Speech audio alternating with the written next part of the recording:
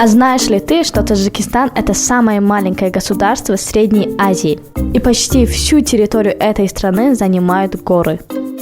А в центре столицы в 2011 году был установлен самый высокий в мире флагшток, на проектирование которого ушло несколько лет. Высота конструкции из 12 металлических труб составляет 165 метров. Длина государственного флага, вывешенного на нем, 60 метров, а вес свыше 700 килограммов. Также в Таджикистане есть потрясающе красивое озеро Искандаркуль, воды в котором постоянно меняют цвет.